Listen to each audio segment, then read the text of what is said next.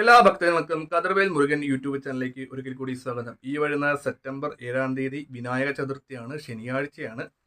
അപ്പോൾ ഏകദേശം എല്ലാവർക്കും വിനായക ചതുർത്ഥിക്ക് അറിയാം. അപ്പോൾ എല്ലാവരും ഗണപതി ക്ഷേത്രത്തിലൊക്കെ പോകുന്നതാണ് വിനായക ചതുർത്ഥി ദിവസം. അപ്പോൾ ഓരോ രീതിയിലും ഓരോ കാര്യസാധത്തിന് ഓരോ പ്രത്യേകമായിട്ടുള്ള വഴിപാടുകളും കാര്യങ്ങളൊക്കെ എഴുതി വെച്ചിട്ടുണ്ട്. ഇപ്പം രണമോചന ഗണപതി മന്ത്രാർച്ചന കടബാധകളൊക്കെ മാറാൻ വേണ്ടി ഉത്തമമാണ്. ഇപ്പോൾ ഗണേശ മന്ത്ര പുഷ്പാഞ്ജലി തടസ്സങ്ങൾ മാറാൻ വേണ്ടി ക്ഷിപ്ര ഗണപതി ഹോമം മഷ്യത്തിന്. അപ്പോൾ ഗണപതിക്ക് സംബന്ധിച്ച് ഇഷ്ടംപോലെ ഭാവത്തിലുള്ളത് കൊണ്ട് എന്താണ് പറയുക, ഒത്തിരി അർച്ചനയുണ്ട്. പക്ഷെ നമ്മൾ എന്ത് കാര്യങ്ങൾ ചെയ്താലാണ് നമുക്കിപ്പോൾ ഏറ്റവും കൂടുതൽ ജീവിതത്തിൽ വേണ്ട ശത്രുദോഷം മാറണം, കടബാധകൾ മാറണം, സാമ്പത്തികം മാറണം. അപ്പോൾ ഈ മൂന്നും കൂടെ നമുക്ക് ഒറ്റ രീതിയിൽ തന്നെ നമുക്ക് ചെയ്യാൻ പറ്റും. നമ്മുടെ പ്രശ്നങ്ങൾ അത് പ്രത്യേകം നമ്മൾ ചെയ്യേണ്ടത്, ആദ്യമായിട്ട് നമ്മൾ നാരങ്ങ, ഗണപതി ഭവനം നമ്മൾ നാരങ്ങമാല ചാർത്തും. അപ്പോൾ നമുക്ക് എത്ര വയസ്സുണ്ട് അത്രയും വയസ്സിൻ്റെ ഒരു നാരങ്ങ എടുത്തിട്ട് കോർക്കും. ഇപ്പോൾ ഒരു ഉദാഹരണത്തിന് 10 വയസ്സ് ഉള്ള ഒരു കുട്ടി അല്ലെങ്കിൽ ഒരു 12 വയസ്സുള്ള ഒരാൾ ചെയ്യുവാണെങ്കിൽ, കാരണം ആ ഒരു പ്രതിഷ്ഠയിൽ അത്രയും മാല കിടക്കത്തില്ല.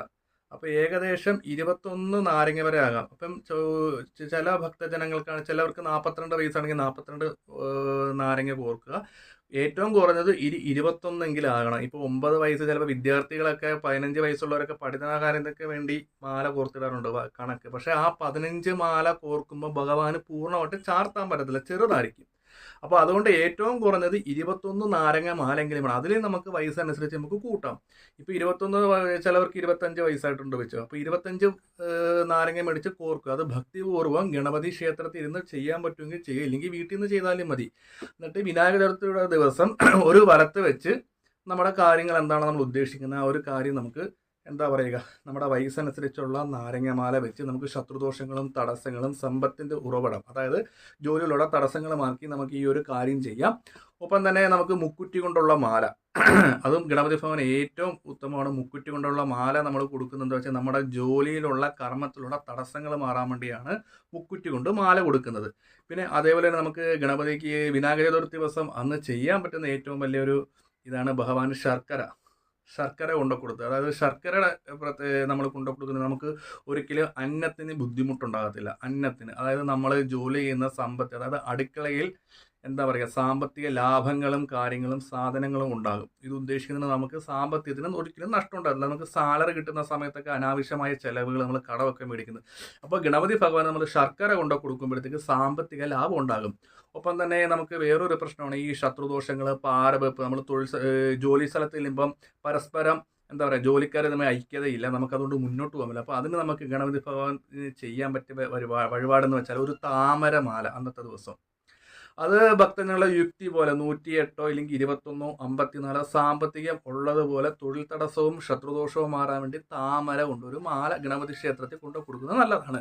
ഒപ്പം തന്നെ വേറൊരു പ്രശ്നമാണ് നമുക്ക് ആരോഗ്യ പ്രശ്നങ്ങൾ. ഗുളിക കഴിച്ചിട്ടും എന്താ പറയുക, അസുഖം മാറുന്നില്ല, അല്ലെങ്കിൽ തടസ്സങ്ങൾ രോഗപരമായിട്ടിരിക്കുന്നത്, അതിനൊക്കെ നമുക്ക് ഗണപതി ക്ഷേത്രത്തിൽ കറുക കൊണ്ടുള്ള മാലയും കറുകഹോമവും നടത്തുന്നത് വിനായക ചതുർത്ഥി ദിവസം വളരെയധികം ഉത്തമമായിരിക്കും. അപ്പം രോഗദുരിതങ്ങളും പ്രശ്നങ്ങളും തടസ്സങ്ങളുമായിട്ട് നിൽക്കുന്നവർ കറുക കെട്ടിയ ഒരു മാല അന്നത്തെ ദിവസം പ്രാർത്ഥിച്ച് നടക്കി വെക്കും. ഒപ്പം തന്നെ അന്നത്തെ ദിവസം കറുകഹോമവും ചെയ്യുക. പിന്നെ നമുക്ക് സന്താനങ്ങളില്ലാതെ ബുദ്ധിമുട്ടുന്ന ആൾക്കാരൊക്കെ ഉണ്ടെങ്കിൽ ഡോക്ടറെ കാണിച്ചിട്ട് കുട്ടികളാകുന്നില്ല, അബോർഷനായത്, അങ്ങനെയുള്ളവർക്ക് ഭാര്യയും ഭർത്താവും കൂടെ ഗണപതി ക്ഷേത്രത്തിൽ പോയിട്ട് ചെയ്യാൻ പറ്റുന്ന കാര്യം എന്ന് വെച്ചാൽ അന്നത്തെ ദിവസം ഭഗവാൻ ഒരു തൊട്ടിൽ സമർപ്പിക്കും. അപ്പോൾ തൊട്ടിൽ ചുമ്മാ വെക്കരുത്, അവിടെ ഒരു ചെറിയൊരു പാവയും കൂടെ സങ്കല്പിച്ച് വേണം നമ്മൾ വെക്കാൻ. അന്നത്തെ ദിവസം ഒരു 7 വലത്ത് വെച്ച്, 7 1 വലത്ത് വെച്ച് ഒരു തൊട്ടിൽ നടക്കി വെച്ചിട്ട് ഗണേശ മന്ത്ര പുഷ്പാഞ്ജലി അർച്ചന കാര്യങ്ങളെടുത്ത് ഭഗവാനോട് പ്രാർത്ഥിക്കുക. തീർച്ചയായിട്ടും ആ ഒരു സ്നേഹത്തിൽ എന്താ പറയുക, പ്രാർത്ഥിക്കുമ്പോഴത്തേക്ക് സന്താനത്തിനുള്ള ലബ്ധി വരുന്നതായിരിക്കും. ഒപ്പം തന്നെ ഈ വിദ്യാർത്ഥികൾക്ക്, ചില ആൾക്കാർക്ക് ജോലി തടസ്സം അല്ലേ, അതായത് വിദേശത്ത് പോകാൻ ഇപ്പോൾ വിസ വരും, പിന്നെ ജോലിക്ക് തടസ്സങ്ങൾ. അപ്പോൾ അങ്ങനെയുള്ളവർക്ക് തടസ്സങ്ങളും കാര്യങ്ങളൊക്കെ മാറാൻ വേണ്ടി നമ്മൾ ചെയ്യുന്ന ഒരു വഴിപാടാണ് ഗണപതി ക്ഷേത്രത്തിൽ പോയിട്ട് മുക്കുറ്റി. നമ്മൾ മുക്കുറ്റി കൊണ്ട് അന്നത്തെ ദിവസം ഗണപതി ഭവന തിരുമേട് പ്രത്യേകമായിട്ട് പറഞ്ഞ് മുക്കുറ്റി കൊണ്ട് ഗണപതി മന്ത്രം കൊണ്ട്, ഗണപതി മന്ത്രം കൊണ്ട് അർച്ചന ചെയ്യുന്നത് ഉത്തമമായിരിക്കും. ഒപ്പം തന്നെ ഗണപതി ഭഗവാന് ഏറ്റവും ഇഷ്ടപ്പെട്ട ഒരു സംഭവമാണ് ഉണ്ണിയപ്പം അന്നത്തെ ദിവസം നേദിക്കുക, ദേവസ്വത്തിൽ പറഞ്ഞ് ചീട്ടാക്കുക. ആ ഒരു വഴിപാട് നടത്തുന്നത് വളരെയധികം ഉത്തമമായിരിക്കും. പിന്നെ വേറെ എല്ലാവരുടെ പ്രശ്നം, നമുക്ക് വീട്ടിൽ എന്താ പറയുക, കലഹങ്ങൾ മാറാൻ വേണ്ടി അല്ലേ, കലഹങ്ങൾ മാറാൻ വേണ്ടി നമുക്ക് ചെയ്യാൻ പറ്റുന്ന വഴിപാടെന്ന് വെച്ചാൽ ഗണപതി ക്ഷേത്രത്തിൽ പോയിട്ട് നമ്മൾ ഭഗവാനെ നല്ലപോലെ ഒന്ന് പ്രാർത്ഥിക്കുക. അവിടുത്തെ അതായത് വീട് ആരുടെ പേർക്കാണ് ആ വീടിൻ്റെ ഉടമസ്ഥൻ ചെന്ന് ഭഗവാൻ ഇഷ്ടമുള്ള ഒരു മാലയും ഒരു ഉടയാടയും തലേദിവസം കൊണ്ട് കൊടുത്തിട്ട് ഇതൊന്ന് ചാർത്താൻ പറയും. എൻ്റെ അഭിപ്രായത്തിൽ ഉടയാടക്കാട്ടിൽ നല്ലത് 3 ഉത്തരീയം മേടിക്കുക. 3 ഉത്തരീയം അത് നമ്മൾ ജവളിക്കട ചെന്ന് പറയണം ചതുർത്ഥിക്ക് 3 ഉത്തരീയം തരാൻ പറയുക. അത് മീഡിയം ടൈപ്പ് മേടിക്കും. അപ്പോൾ ആ തിരുമേനി ഒന്ന് ഗണപതി ഭഗവാനെ നല്ലപോലെ ഉടുപ്പിക്കും, ഒന്ന് ഷോള് പോലെ ഇടും, ഒന്ന് ചിലപ്പോൾ കച്ച കെട്ടുക, ചിലപ്പം തലയിൽ കിട്ടാനൊക്കെ ഇങ്ങനെ നല്ല ഭംഗിയോടെ വെച്ച് ചെയ്യും. അത് തിരുമേനിയായിട്ടൊന്ന് കണ്ട് സംസാരിക്കുക. അപ്പോൾ ഉത്തരീയം 3 ഉത്തരീയം. ഉടയടക്കാട്ടി നല്ലത് ഇച്ചിരി ഭംഗിയോടെ ഇണക്കത്തിൽ കിടക്കുകയാണ് ഉത്തരീയം എന്ന് ഞാൻ എടുത്തു പറയുന്നത്. അപ്പോൾ അത് തിരുമേനിയായിട്ട് കണ്ട് തലേദിവസം തന്നെ ഇത് കൊണ്ട് കൊടുക്കണം. അപ്പോൾ ഒരു മാലയും ഉത്തരിയും 3 മേടിക്കണം. അപ്പം ഇത് വീട് ആരുടെ പേർക്കാണ് ആ വീടിൻ്റെ ഉടമസ്ഥൻ ഇത് ചെയ്യുവാണെങ്കിൽ അവിടെ വീടിന് ശാന്തി സമാധാനം, വീട്ടിലെ തടസ്സങ്ങളൊക്കെ മാറുകയാണ്.